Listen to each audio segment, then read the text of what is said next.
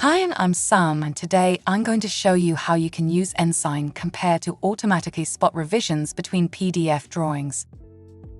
The first step is to upload the original version of the drawing, and then the revised version.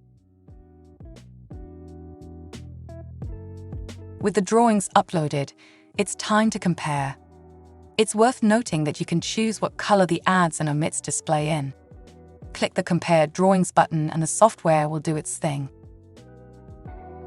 With the drawings compared, you can now view the results.